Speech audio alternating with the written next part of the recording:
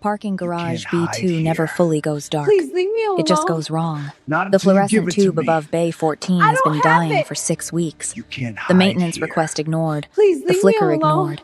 Everything until you about this give it to corner of me. the building designed to I be don't forgotten. have it. Maria Becker knows this because she parks here every single night.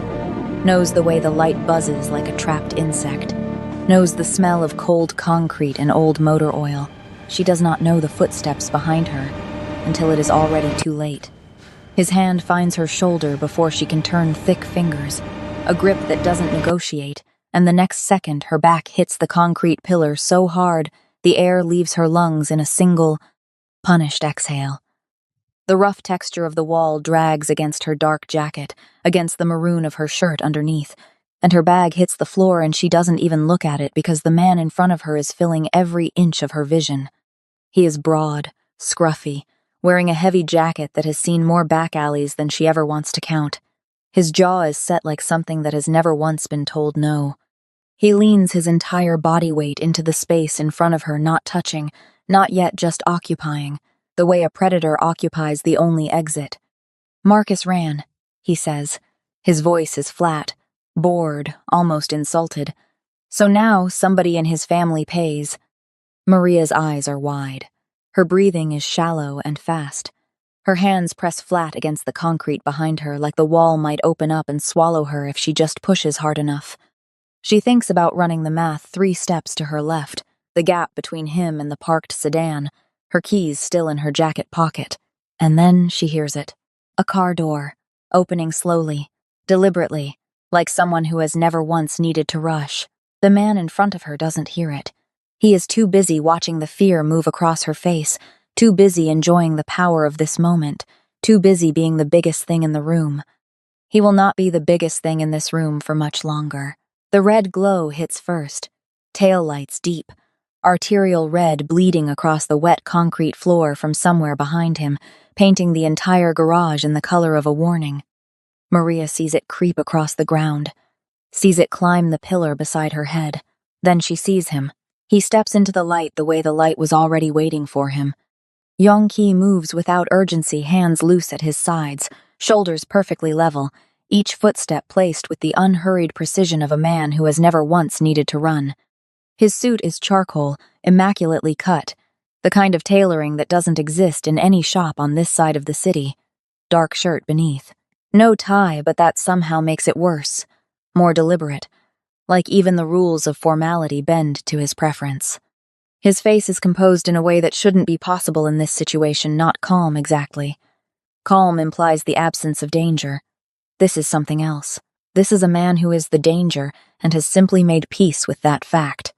Behind him, framed in the open car door, a figure stands like a monument. Massive, still, watching everything and reacting to nothing, because nothing here requires a reaction yet. The enforcer still hasn't turned around. He is still leaning toward Maria, still reading the terror in her eyes, still completely, catastrophically unaware that the entire power structure of this garage has just been rewritten.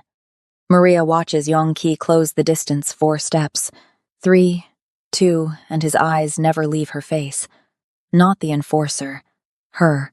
There is something in that gaze she cannot name yet. Recognition. Calculation. Something that sits under both of those things like a river under ice. He stops 2 feet behind the enforcer. He doesn't raise his voice. He doesn't need to. Bwa. 1 word. Korean. Quiet as a knife being set down on a table. The enforcer goes very, very still. And in the suffocating silence of Bay 14, under the dying flicker of a fluorescent tube nobody ever fixed, Maria Becker understands for the first time that she has not been rescued. She has been collected. Why was a Korean mafia boss already in that garage? Why does he look at Maria like he already knows her name? And what does a man like Yong-ki want with a woman who has nothing left to lose? Subscribe to see how this unfolds, and comment where you're watching from. I would love to say hello to you, just to know how far our story is going. The enforcer turns slowly. The way a man turns when he is absolutely certain the interruption doesn't matter, when he is so confident in the architecture of his own threat that he cannot imagine anything dismantling it. He sees Yongki and his body makes a decision before his brain does. It steps back, just once, just half a step, but it is enough. I don't know who you are, the enforcer says, and his voice has lost the bored flatness it carried a moment ago. Something thin and uncertain has replaced it.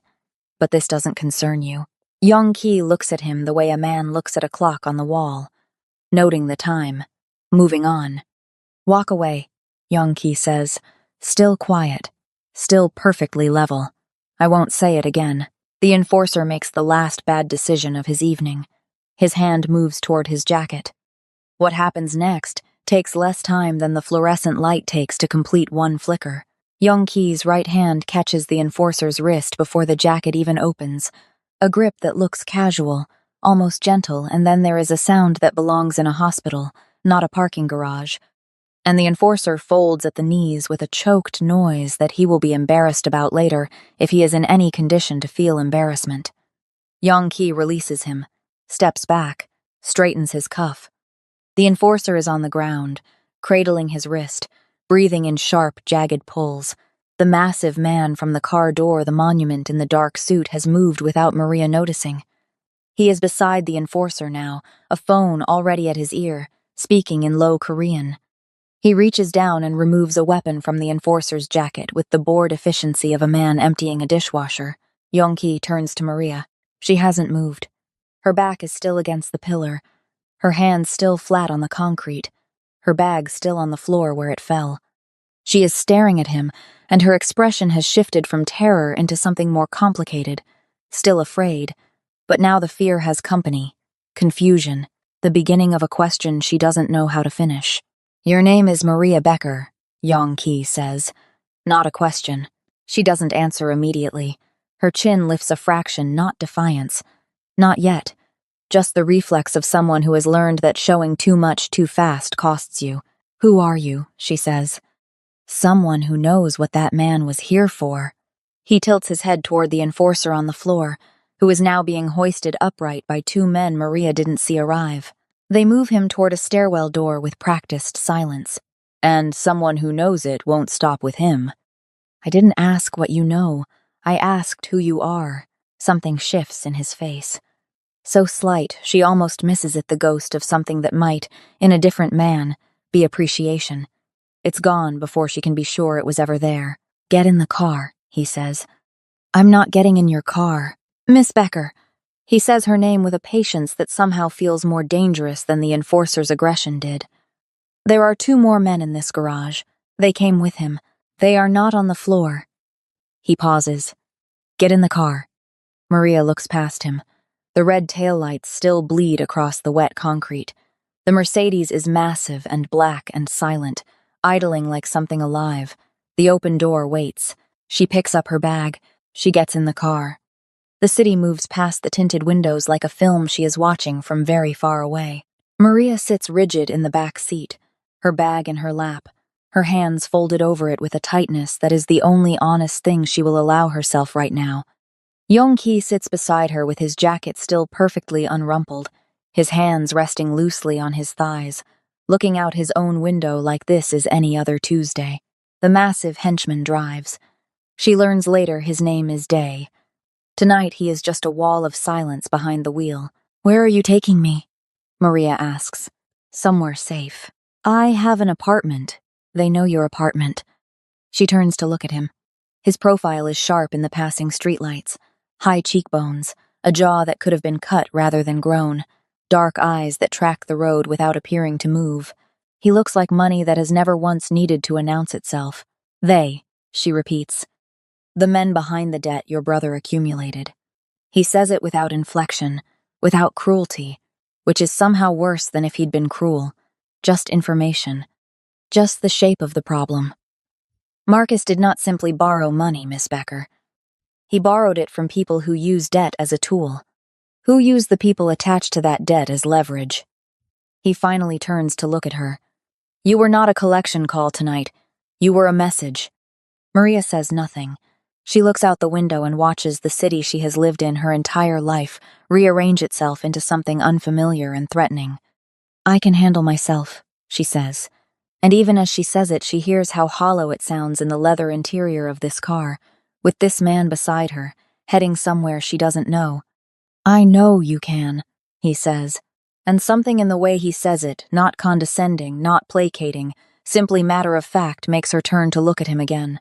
But he has already returned to his window. The penthouse is on the 43rd floor of a building downtown, whose lobby looks like it was designed to make you feel poor just by standing in it. Maria steps out of the elevator into a space that is all floor-to-ceiling glass and low light, and the kind of silence that expensive square footage buys. The city spreads itself out below like a circuit board, glittering and indifferent. A woman meets them at the elevator, small, precise, wearing the expression of someone who has efficiently managed catastrophic situations for years. She speaks to Yong-ki in Korean, hands him a folder, glances once at Maria with the professional neutrality of someone who has seen all manner of things arrive on this floor and has learned not to have opinions about it. "There is a room prepared," Yong-ki says, turning to Maria. "You'll find everything you need. I need to go home. Tomorrow. Now." He looks at her with that same unreadable patience. "There are clean clothes in the room. There is food if you want it. There are no locks on the doors inside this apartment." He pauses. "There is, however, a man named Jin stationed at the elevator, and he has been asked to redirect anyone attempting to leave until morning. That's imprisonment. That's protection. The distinction matters even when it doesn't feel like it." He hands her bag to the precise woman, who carries it toward a hallway, and before Maria can object further, Yong-ki has moved toward a set of frosted glass doors at the far end of the room and closed them quietly behind him. She stands in the middle of 43 floors of glass and silence and thinks about screaming, decides against it, decides that screaming has never once solved a single thing in her life, and tonight is unlikely to be the exception. She goes to the room. She does not sleep. By morning, the plan is simple. It has the clarity that comes from lying awake for 6 hours constructing it. The room's window looks down onto a service alley on the building's east side. There is a fire door, 2 corridors from the elevator. She found it at 3 a.m. During a careful reconnaissance, she told herself, was just stretching. The precise woman, whose name she learns is Sun Ah, brings coffee at 7 and does not lock anything on her way out. Maria waits 20 minutes, then moves. The fire door is exactly where it was at 3 a.m. She pushes through into a concrete stairwell that smells like the parking garage she is trying to forget, and takes the stairs fast, 4 flights down to a service level, then a corridor that leads to a door marked "Deliveries" that opens onto a side street with actual sunlight in it. She is 3 steps into that sunlight when a hand closes gently but completely around her arm. Not Day. Someone else, shorter, younger, with careful eyes and a dark jacket. He shakes his head once, almost apologetically. "Miss Becker." His English is precise, slightly accented. "There is a black SUV at the end of this block. It has been there since 4 this morning. There is a man in the coffee shop across the street who has not ordered anything since he sat down 2 hours ago." He releases her arm, steps back, gives her the street, the sunlight, her own choice. "Mr. Yong would like you to come back upstairs, but the decision is yours." Maria looks at the black SUV, looks at the coffee shop window and finds, without any difficulty at all, the man who has not ordered anything. He is watching the building entrance. He has a stillness about him that is professional rather than patient. She goes back upstairs. Yong-ki is at the long kitchen counter when she returns, jacket off, sleeves rolled to the elbow, holding a coffee cup and reading something on a tablet. He looks up when she walks in, does not say "I told you so," does not say anything about where she went or how far she got. "Sit down," he says instead. "There are things you need to know." She sits. Sana appears with coffee and disappears again. "The men outside are not connected to the loan shark," Yong-ki says, setting the tablet down. "They arrived independently. Different vehicle registration, different weapons pattern, different method of surveillance." He folds his hands on the counter. "Someone else knows you exist." "I'm a nobody," Maria says. "I work in logistics. I live in a 2-bedroom apartment. My most dangerous habit is jaywalking." "Your brother is not a nobody." My brother is an idiot who borrowed money from the wrong people. Your brother, Young-ki says, and there is a shift in his voice, something that isn't quite weight but is adjacent to it. Borrowed money that was designed to be borrowed. The debt was constructed. The terms were impossible to meet by design. He watches her absorb that. Marcus was a mechanism, not a debtor. The question is a mechanism for what? Maria sets her coffee down. Her hand is steadier than it has any right to be. You know a lot about my brother's finances for someone who just happened to be in that parking garage last night. The silence that follows is a different kind of silence than the ones that have come before it. This one has texture. This one is thinking. Young-ki sets his own cup down. I was not in that garage by coincidence, he says. He says it simply, without preamble, the way a man says something he has decided to stop not saying. I have been aware of your situation for several months, Miss Becker. He stands from the counter, moves toward the window, and looks out at the city with his hands loose at his sides. Your father, Dr. Heinrich Becker. Maria goes very still. My father has been dead for 4 years. I know. He turns from the window. 8 years ago, when I first came to this country, I was shot twice in a freight yard 2 miles east of this building. The men I was with were either dead or running. I had no hospital I could go to, none that were safe, no clinic. I had a name written on a piece of paper that someone trusted gave me before I left Seoul. An address. He pauses. Your father ran an underground clinic out of a building on Mercer Street. He operated on me on a kitchen table with instruments that should not have been adequate for what needed doing. He asked no questions. He accepted no payment. Something moves across Young-ki's face, brief, controlled, real. He sat with me through the fever that came 3 days later, and he told me, when I was coherent enough to understand it, that he helped people because the world had a deficit of people who helped people. Maria's throat is tight. She knows her father said things like that, in exactly that rhythm. He made me promise one thing before I left, Young-ki continues. He said he had 2 children. He said if either of them ever needed it, if his work in that clinic ever caught up with his family, if the wrong people ever came looking, that I would make sure they were safe. He meets her eyes. I am a man who honors debts, especially ones of that kind. The silence that follows is the longest one yet. He never told me, Maria says finally. Her voice is careful and quiet. About the clinic. About any of it. He wouldn't have. He protected the people he loved from the weight of what he carried. Young-ki moves back to the counter. You carry that same quality, Miss Becker. I have been watching long enough to notice.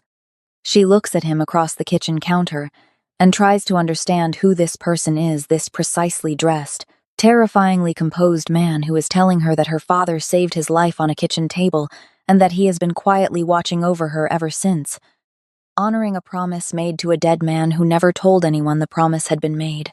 I don't want to be someone's debt repaid, she says. You're not. He holds her gaze. But the people outside that building don't know that. And until we understand who sent them and why, you staying alive is the most important variable in every calculation I'm running. He extends his hand across the counter, not romantically, not submissively, just offered, like a contract. Truce? Maria looks at his hand.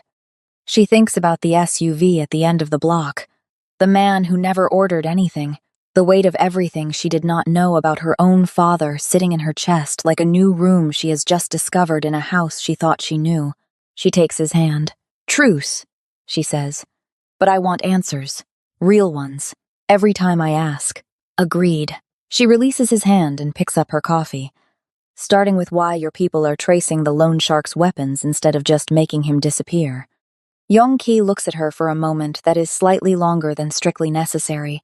Then something happens at the corner of his mouth, the barest suggestion of something that is not quite a smile but is the structural precursor to one. You've been listening through the walls, he says. The walls are not as thick as you think. He picks up his tablet. Then let me show you what we found. The transport happens 3 days later. The plan is clean. A vehicle transfer across the city to a secured location where Young-ki's forensic contact can run serial numbers on the weapons recovered from the garage, and the 2 men Sunaw's surveillance caught. Photographing the building on the morning Maria tried to leave. 2 cars. a route that changes 3 times before they depart. Day driving the lead vehicle, Yong-ki and Maria in the second car with a man named Chul riding alongside the driver. Maria sits beside Yong-ki in the back seat and watches the city slide past and thinks that 3 days ago she was complaining to a coworker about a shipment manifest error, and it feels like a story about someone else's life. "How do you do it?" she asks. He doesn't look up from his phone. "Do what? Live like this, knowing the exits in every room, never sitting with your back to a door." She has noticed things. She has been noticing things constantly since the garage, because the garage taught her what happens when you stop noticing. Knowing that the coffee shop across the street might have someone in it who is watching you. He is quiet for a moment. "You stop experiencing it as tension," he says finally. "It becomes grammar, the structure under everything." He glances at her. "You've been cataloging exits yourself." She opens her mouth to deny it. Doesn't. "3rd floor of the penthouse," she says. "North stairwell requires a key card, but the south one doesn't. The service elevator has a manual override panel behind the maintenance hatch. There's a parking structure 2 buildings east that connects to this block via an underground walkway." He says nothing for 3 full seconds. "You're right on all counts," he says. "I work in logistics," she says. "I route things. I find efficiencies. I think about how objects move through space." She looks out the window. Turns out that's useful for other applications. He is looking at her with an attention that has a different quality now, not the protective surveillance of the past 3 days, not the calculated assessment of the garage, but something more present, more direct. She feels it without turning to look. The first shot hits the lead car. It comes from above, a burst that takes out the rear window and sends Day into an immediate controlled swerve that Maria recognizes even in its violence as deliberate. Their driver has already accelerated, pulling left, putting a parked truck between them and the angle of fire. "Down," Yong-ki says, and his hand is already on her shoulder pressing her below window level, and his voice has not changed pitch by a single degree. Maria drops. She is not proud of how fast she drops, but she is also not ashamed of it. Fast is correct. Fast is the right answer. From below the window line, she hears things. The crack of a second shot, closer. The screech of tires that is Day's car executing something sharp and deliberate. Chul in the front seat is on a radio, speaking in rapid Korean, his voice precise and flat. The car is still moving, then Yong-ki is gone from beside her. She twists to look, and he is half risen in his seat, the window cracked 2 inches, doing something with his right hand that she cannot fully see. She hears 2 sounds, controlled, measured, nothing like the movies, and then a distant impact that is very final. Silence from the rooftop angle. Yong-ki settles back into the seat. He straightens his jacket. He looks down at her, crouched below the window. "Clear from that position," he says. "Stay down until Day confirms the second shooter." "There's a second shooter?" "There was." His phone buzzes. He reads the message. "There isn't any more." Maria slowly pulls herself back up onto the seat. Her hands are shaking, not violently, just a fine tremor she cannot stop through willpower alone. She presses them flat on her thighs and focuses on breathing, on the city outside the window which is continuing its day as though nothing has happened. As though 2 shooters are not currently dealt with somewhere above the roofline. She looks at Yong-ki. He is already back on his phone. "You shot through a 4-inch gap in the window," she says. He says nothing. He is already back on his phone. "While we were moving, we were slowing for a light." She stares at him. He seems genuinely unbothered, not performing calm, not suppressing something, just actually, fundamentally at ease in a way that should be disturbing and is, instead, the most stabilizing thing in the car right now. "Who sends a 2-man sniper team in the middle of a city morning?" she asks. "Someone who is willing to absorb the exposure risk. Someone with resources." He locks his phone. His jaw has tightened by a fraction. "Someone who knew our route." The car is quiet. Maria hears it a half-second before he says it. "Someone who knew our route," she repeats, meaning someone who had access to the route. He looks at her, meaning it came from inside, she says. "The weapons tell the story." They take their time about it, the way the worst stories always do, revealing themselves in fragments, in serial numbers and shipping manifests, and dead-end registrations that turn out, when you follow them far enough back, not to be dead ends at all. Yongki has a room in the penthouse that Maria is not supposed to have accessed yet. It takes her until the day after the ambush to find it, and she finds it because she is doing what she always does when she cannot sleep, which is walk and notice and catalog. The door is unlocked because in Yongki's world, the security is human rather than mechanical, and every human in this apartment is currently focused on the feeds from the building exterior. She pushes the door open and finds a room that looks like a logistics operation, which is perhaps why it feels immediately and uncomfortably like her own natural habitat. Screens, maps, shipping route overlays, and on the central table, spread in precise arrangement, the recovered weapons from both the garage and the ambush. She is cross-referencing shipping records on one of the screens when Yongki walks in. He stops in the doorway, looks at what she is doing, does not ask how she got in. The serial numbers on the garage weapons were filed, she says, not turning around, but not ground. Just filed, which means they wanted them untraceable for a specific job, not permanently. Amateur preservation decision, because the base stamp is still partially legible on two of them. She pulls up a screen. This model, this manufacturer, this production run there are only 4 import channels that carried this batch into the country in the last 18 months. 3 of them route through legitimate arms dealerships. 1 routes through a freight consolidation point in the port district. She turns around. I know that consolidation point, she says. I worked a routing contract that touched it 2 years ago. It's a legitimate freight hub on the surface. But it was acquired 14 months ago by a holding company. She pauses. I ran the holding company. It took me 40 minutes. Yongki has moved fully into the room. He is standing very still with his arms crossed and his eyes on the screen she has pulled up. The holding company name is there in clean text. She watches him read it, watches something happen in his face that she has not seen before, not fear, nothing as readable as fear. More like the specific internal recalibration of a man who has just had a fact confirmed that he hoped would remain unconfirmed. You know it, she says. He is quiet for a long moment. Long enough that she doesn't push, just waits, because she has learned that this man's silences are not avoidances, they are loading sequences. The holding company belongs to a shell, he says, and the shell routes back to an account I recognize. Someone in my inner circle helped establish it. He uncrosses his arms, sets his hands flat on the table and looks at the screen. His jaw is tight. Someone close to me, someone who has known how I think for 15 years.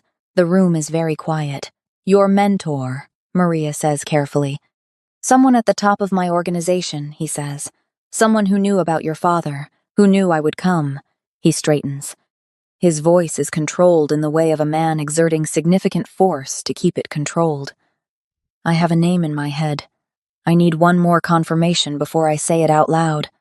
Maria thinks about what she knows about traps, about how the best ones look, from the inside, exactly like ordinary life until the moment they don't.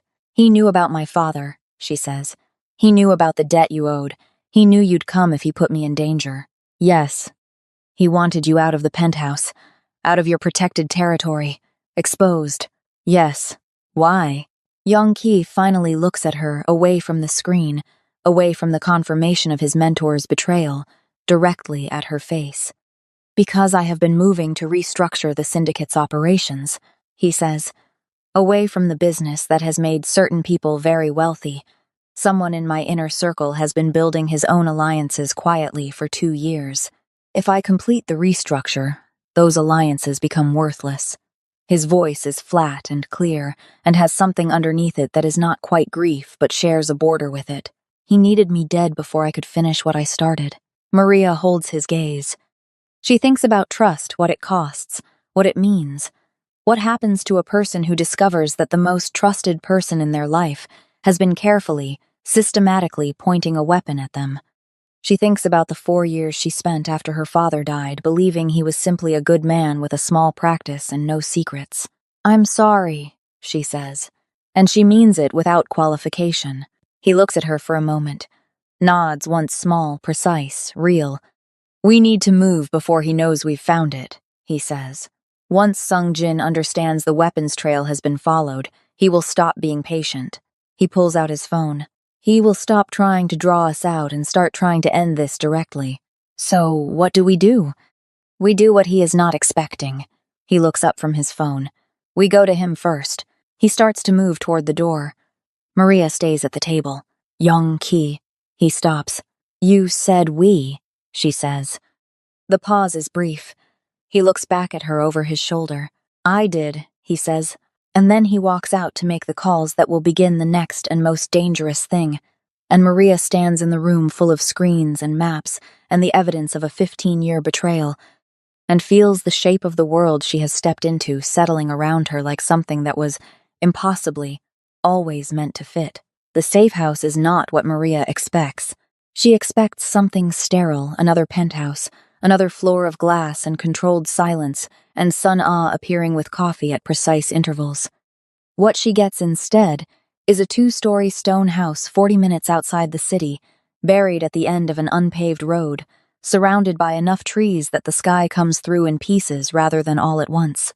The heat comes from a wood stove. The Wi-Fi doesn't exist. There are 3 rooms, mismatched furniture, and a kitchen with a window that looks out onto nothing but dark tree line and the occasional conviction that something is moving in it. Day stays outside, the monument doing what monuments do. Inside, it is just the 2 of them. The first evening is careful. They move around each other with the precise courtesy of people who have not yet established the geography of shared small space. Maria claims the kitchen table for her work, a paper map, the printed records she photographed before they left, a notebook she found in a drawer with half its pages already used by someone else for something she doesn't try to decipher. Yong Ki takes the far end of the main room, his jacket finally draped over the back of a chair rather than worn, his sleeves rolled up again. Working a phone that still has signal because Day brought a relay device she was not told about. She notices, after the first hour, that he has positioned his chair so that the window is to his left and the door is directly in his sightline. She notices, after the second hour, that he has noticed her noticing. Neither of them says anything about it. It is the wood stove that breaks the careful distance. Maria has not operated a wood stove since a camping trip at 14 that she has spent the subsequent years trying to forget on grounds of comprehensive incompetence. And the temperature drops sharply after dark in a way that the stone walls don't argue with. She stands in front of the stove, working through the logic of it: damper, airflow, the precise stacking geometry of the logs, and is on the 3rd failed attempt when Yong Ki materializes beside her without announcement and takes the matches from her hand. He builds the fire in about 90 seconds. He doesn't explain what he's doing or narrate the process. He just does it, and it catches, and he steps back and returns to his chair. Where did you learn that? Maria asks. A pause. My grandmother's house, outside Busan. He picks up his phone. We had no central heating until I was 11. She looks at him, this man in his partially unbuttoned dress shirt, his charcoal suit trousers, his shoes that cost more than her monthly rent, crouching in front of a wood stove with the muscle memory of a cold childhood. You're not what I keep expecting you to be, she says. He looks up. That's not an insult. She adds. I know, he says, and goes back to his phone. But something in the room has shifted, some atmospheric pressure has changed, the way it changes before weather. Later, when the fire is established and the room is warm and the dark outside the windows has gone from threatening to simply dark, Maria makes tea with what she finds in the cupboard, which is not much, and brings 2 cups to the low table between the chairs, because it would be stranger not to. Yong Ki sets his phone face down when she sits, which she registers as the significant gesture it is. Tell me about your father, he says. Not what I know, what you know. So she does. She tells him about a man who was, on the surface, a quiet GP in a mid-sized practice, who came home every evening at 6:30 and cooked dinner badly and helped with homework with genuine patience even when the homework was wrong, who had a shelf of medical ethics texts that he'd actually read and annotated, who took Marcus to football on Saturdays and took Maria to the library on Sundays, and never appeared to carry anything heavier than ordinary fatherhood. I knew there was something else, she says. There were nights he didn't come home until very late, and the explanation was always thin. Emergencies, he said. Patients who needed him. She holds her cup in both hands. I thought maybe he was having an affair. That felt like the obvious explanation for a grown adult. The idea that he was running an underground clinic for people who couldn't risk a hospital, that he was doing it quietly for years and carrying it completely alone. She stops. That's more like him than the affair, actually. He didn't do things halfway, and he didn't ask for credit. No, Yongki says. He didn't. They sit with that for a moment. Tell me about Sung Jin, she says, because she has been wanting to ask, and has been waiting for a moment when it wouldn't feel like pressing a bruise for her own curiosity. Yongki is quiet long enough that she thinks he might redirect. Then he sets his own cup down and looks at the fire. I came to this country with 3 contacts and enough money to survive 4 months if I was careful, he says. Sung Jin was one of the 3 contacts. He was 15 years older, already established, already connected. He could have used me as labor and discarded me when I stopped being useful. He pauses. He didn't. He taught me how to read a room, how to build loyalty, how to think 10 steps ahead of a situation rather than reacting to it. His jaw tightens. Everything I know about running an operation I learned by watching him, which means he also knows exactly how I think. Every contingency I'll run, every move I'll make, that's what makes him dangerous. That's what makes him the most dangerous person I have ever encountered. He finally looks away from the fire, including myself. Maria holds his gaze. In the firelight, he looks different, less composed, or perhaps more honestly composed. The careful blankness he wears like armor slightly softened at the edges. She can see the thing underneath it now. Not vulnerability exactly, nothing so simple. More like the weight of a man who has been the most capable person in every room for so long that he has forgotten what it feels like to be uncertain. He looks uncertain now. About Sung Jin. About the shape of a betrayal that is still being understood. You trusted him completely, she says. Not a judgment. Just the fact of it. Yes. And he spent that trust like currency. Yes. She reaches across the space between the chairs not far. The table is small and sets her hand over his. It is a gesture she does not plan, and does not second guess, because it is simply the correct response to what is in his face, and she has stopped pretending she doesn't see it. He looks down at her hand, then up at her face.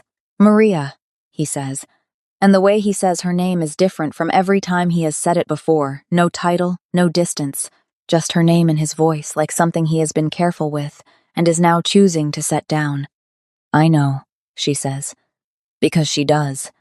Because whatever this is has been building since a parking garage under red light, since a kitchen counter and an extended hand, since a man who kept a promise to her dead father for 8 years without ever asking to be thanked for it. She doesn't move her hand. He turns his over and holds it. They stay like that while the fire works through the night. And outside, Day stands in the dark doing what he does, and the trees are full of whatever the trees are full of. And inside the stone house with no Wi-Fi, 2 people who came together through violence and debt and the long shadow of a kept promise, discover, quietly and without fanfare, that the wall between them has been down for longer than either of them admitted. They return to the city on the 4th morning at the safe house. The plan is layered, which is the only kind of plan Yongki makes. The goal is to surface long enough to confirm Sung Jin's location and supply chain before he realizes the weapons trail has been fully decoded. They will use one of Yongki's secondary operations as cover a business meeting at a warehouse space in the industrial district, innocuous on paper, attended by 4 of his most trusted lieutenants. Trusted, Maria thinks in the car on the way in, and then makes herself stop thinking it because trust is the exact variable that has already almost gotten them killed once. The meeting room is concrete and fluorescent. Everything in Yongki's world seems to be concrete and fluorescent, and she is beginning to understand that this is not coincidence but philosophy, the deliberate shedding of comfort as a strategic asset. 7 people around a table. Maps, photographs. Chul at the door. She is watching the room the way she has learned to watch rooms, which is to say she is watching people rather than furniture when she sees it. Minho, 26, quick-eyed, the youngest lieutenant by a decade. He has been with Yongki for 3 years, recruited personally by Sung Jin, and Maria knows this because she has read every personnel file in the operations room back at the penthouse, which Yongki stopped pretending to be surprised about by day 2. Minho's phone is under the table. His thumb moves once a single motion that is too short to be a message and too deliberate to be accidental. A signal. An acknowledgement.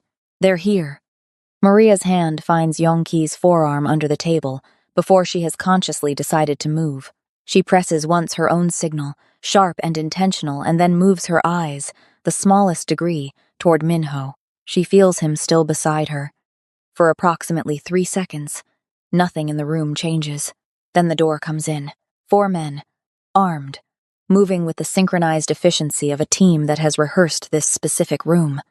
Chul takes one down before he is fully through the doorway and is hit for it, going down hard against the wall, and Maria is already moving not away from the table, which is what everyone expects, but along it, using the chaos of the first 5 seconds the way water uses the path of least resistance.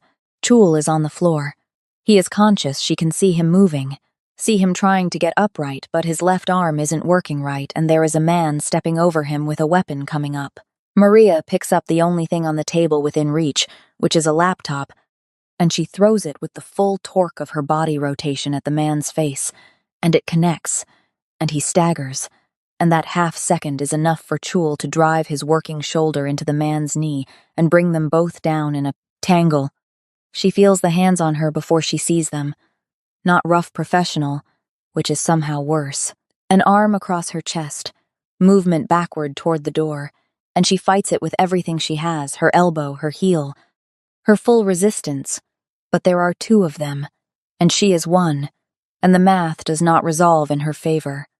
The last thing she sees before they pull her through the door is Yongki's face across the room.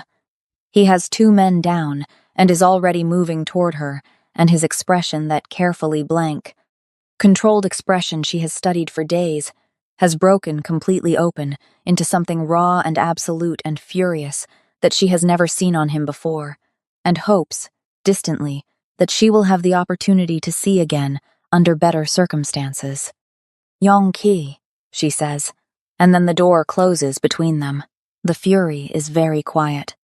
That is the thing about it, the thing that makes Day and Chul and every man in the war room move carefully, speak precisely, and keep their eyes on the table rather than on the man standing at the head of it.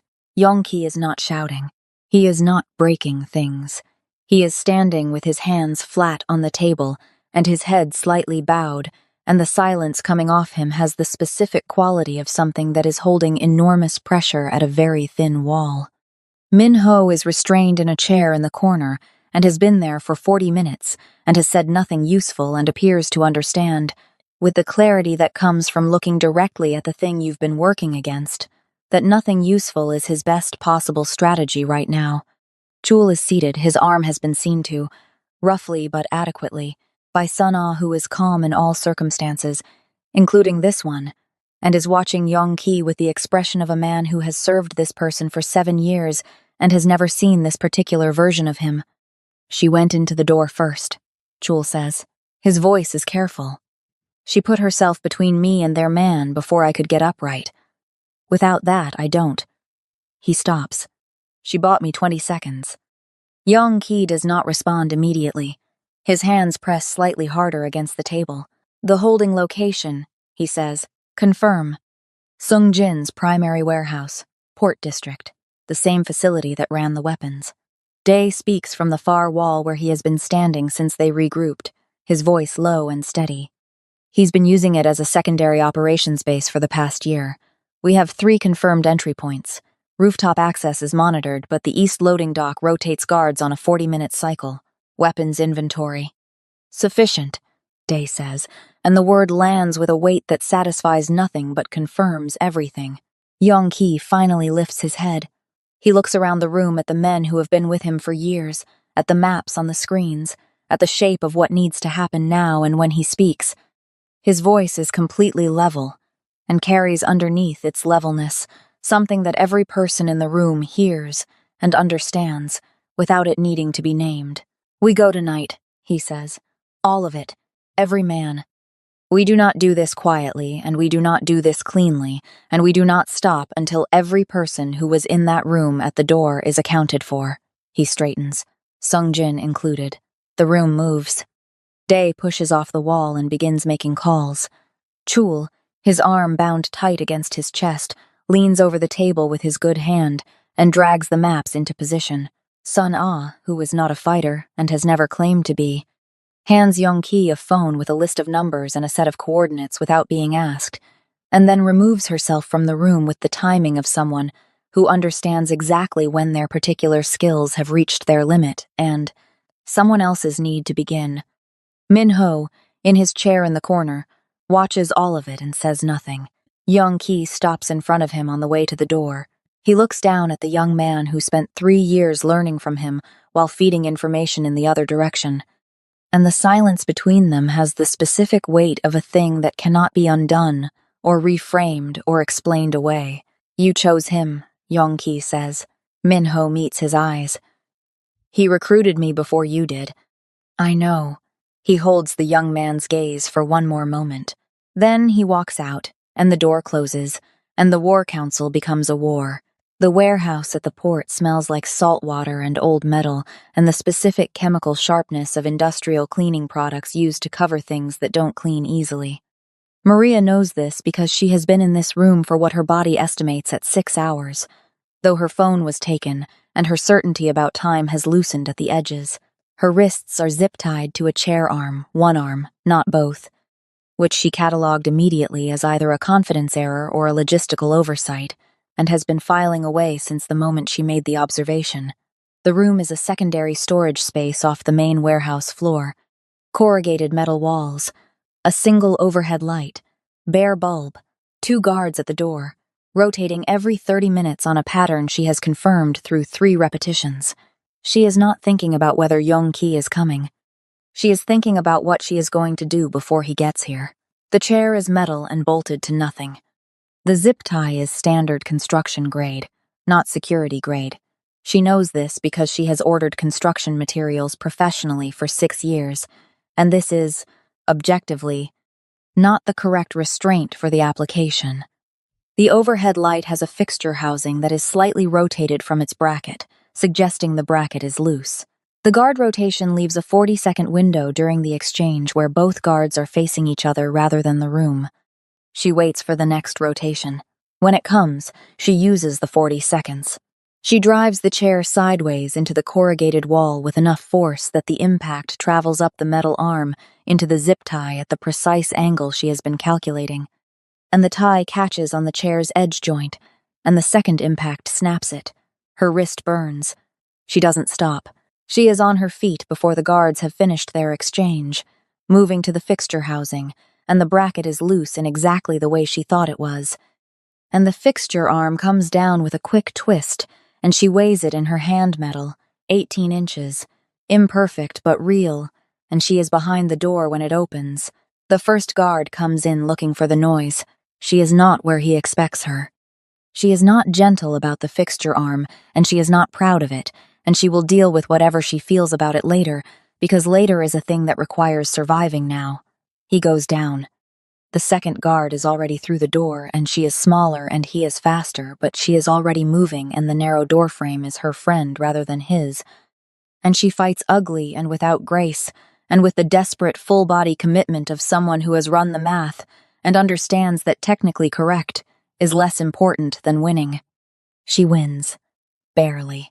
Her lip is split and her shoulder has been introduced to the wall more forcefully than she'd prefer. She takes the second guard's radio, his weapon, steps over the first guard. The warehouse floor opens up in front of her, a massive space, stacked freight containers, the sound of activity somewhere toward the main doors that is louder than it should be for the hour, louder and more chaotic, and she registers what that means before she sees it. The east loading dock explodes inward.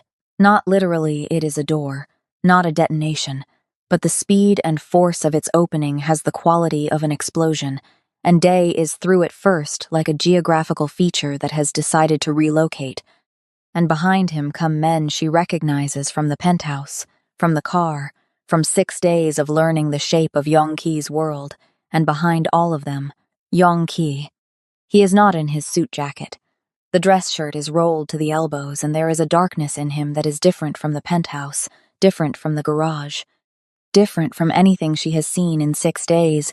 The controlled apex predator composure, stripped back to something raw, something that has made a decision and will not be discussed. He moves through the warehouse the way the warehouse belongs to him, which it shortly will in the only sense that matters. His eyes are scanning, sweeping the floor, the containers, the doorways. They find her. She is standing 30 feet from the secondary storage room, with a guard's radio in one hand and a guard's weapon in the other, and a split lip and a shoulder that is going to make its feelings known in the morning. He stops moving. For approximately 2 seconds, Yongki, the man who dispatched an enforcer in 4 seconds, who shot through a 4-inch window gap while moving, who built a war council in 40 minutes flat, simply stops in the middle of his own assault and looks at her. Then she is moving toward him, and he is moving toward her, and the warehouse is full of sound and controlled chaos, and Day is directing men through the freight containers in the background, like the situation is already resolved. Which, maybe it is. Maybe the moment she walked out of that storage room under her own power was the moment it resolved. He catches her face in both hands when she reaches him, turns it, checking the split lip, the shoulder, the assessment running fast and complete behind his eyes. "I told you," she says, and her voice is rougher than she intends. "I can handle myself." "You handled yourself," he agrees. His hands are still on her face. His voice is doing the thing it did by the fire, the thing where the distance closes. Considerably well. From somewhere deeper in the warehouse comes a sound that is final in the specific way of things ending rather than pausing, and Yongki's jaw sets for 1 moment before it releases. He looks over her head. Day is there, and he nods once, and Yongki closes his eyes briefly. Sung Jin. When he opens them, there is something in his face that has no name and requires none. A door closing. The last one. Maria is still looking at his face. "Is it over?" she asks. "This part," he says. She nods, leans her forehead against his for exactly 1 moment, which is not enough and is also exactly enough. Then she straightens. "Your east loading dock bracket is compromised," she says. "You should have someone look at it." He looks at her. Then, he does the thing that has been the structural precursor to something for 6 days, and finally becomes the thing itself. He smiles, fully, briefly, real, and it changes his face so completely that she files it away immediately and carefully, the way she files the exits and the efficiencies and the routes, as something she intends to know the location of always. The aftermath has a texture she didn't anticipate. She expected chaos. She expected paperwork, consequences, the complex machinery of whatever happens when a criminal syndicate restructures itself following a war with its own inner circle. What she didn't expect is the specific quiet of the days that follow a different quiet from the penthouse's managed silence, something more settled, more like the stone house where there was no Wi-Fi and the fire-needed building, and 2 people found out what they were to each other without meaning to. Marcus's debt is dissolved. Yongki does this without ceremony, a document, Sun-A's witnessing, a file closed. Minho's file is closed differently. Maria does not ask how. She has learned which silences in this world are answers, and that one is. Marcus himself calls 3 days after the warehouse, and Maria talks to her brother for 40 minutes in the kitchen of the penthouse, and it is difficult and honest, and the most real conversation they have had in years. And when she hangs up, she sits at the counter for a long time, in the way of someone reorganizing the interior architecture of something important. Yongki comes in and makes coffee without being asked, and sets a cup in front of her and doesn't ask about the call. He reads something on his tablet. His jacket is over the chair again. "Marcus is okay," she says eventually. "Good. He wants to meet you." A pause. "I know. He's afraid of you. That's appropriate." She picks up the coffee. I told him you were less frightening than you look. He glances up from the tablet. That was generous. I said, less frightening. Not frightening. He almost smiles again. She is collecting these.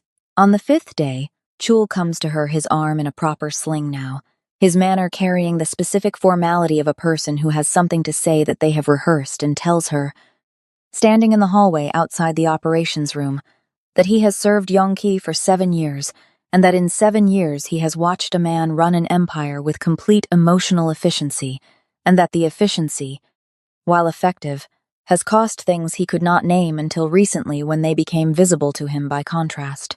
He says this in the halting, precise English of someone translating not just language but the feeling under the language. Then he bows slightly and goes back to his work. Maria stands in the hallway for a moment, holding what he said, and then goes to find Yongki. He is in the operations room with Day and 2 of the remaining lieutenants, going over the restructure, the new routing, the legitimate transition that has been his project for the past 2 years. The thing Sung Jin tried to stop because it would have made him obsolete. She waits in the doorway until the meeting breaks. Day passes her on the way out and nods once, with a warmth that on Day's face requires careful observation to identify but is unmistakably there. Yongki looks up when the room empties. Walk with me, he says. They go to the window, the 43 floors of city spread out below, the circuit board glittering in the late afternoon. Familiar now, in a way. It wasn't a week ago when she stood here, still shaking from a parking garage and a car she hadn't wanted to get into. The restructure will take 18 months to complete, he says. The legitimate operations will take precedence. The syndicate as it existed under the old structure will be disbanded progressively. He looks out at the city. I can offer you something when it is done. A life removed from this. Resources. A clean start. Away from every part of what has happened in the last week. She looks at his profile. The cheekbones. The jaw. The dark eyes tracking the city that he has spent 15 years learning to run and is now choosing to change. Is that what you're offering? She says. It's what you're owed. That's not the same as what I want. He turns to look at her. What do you want? He asks. And the question is direct and unguarded in the way he has only been since the fire in the stone house. Maria looks at the city, at the circuit board of a place she has lived her whole life that has reorganized itself over the past week into something larger and more complex, and she realizes, more hers than it ever felt when she was just routing shipments and ignoring parking garage maintenance requests. The restructure, she says. The legitimate transition. 18 months. She turns to look at him. I work in logistics. I route things. I find efficiencies. I think about how objects move through space. She lets that sit for a moment. You need someone who can do that for the transition. Someone who understands both sides of what you're moving between. His expression is doing the thing it does now, the thing she has learned to read. The warmth that lives under the controlled surface and shows itself in the quality of his attention, rather than in anything as readable as a smile. You'd be walking into something dangerous, he says. I walked into it in a parking garage, she says. I'd rather walk into it knowing the full map. He is quiet for a moment. The city moves below them, indifferent and glittering, and full of the logistics of 10,000 ordinary lives that have no idea what is managed and structured, and occasionally defended in the space above them. Then Yongki extends his hand. The same gesture as the kitchen counter. The same contract, different weight. Maria looks at it. Thinks about a man who kept a promise for 8 years to a dead doctor who sat with him through a fever and told him the world had a deficit of people who helped people. Thinks about a parking garage and red taillights and the specific terror of being pressed against concrete, and then the specific revelation of something far more dangerous than terror stepping out of the dark. She takes his hand. Not a truce this time. Something that doesn't have a clean word for it yet but will, given time and a city to run and 18 months of transition, logistics, and whatever comes after that. Show me the full map, she says. And the city below them continues its ordinary, glittering business, entirely unaware that above it, something has just been built that will last.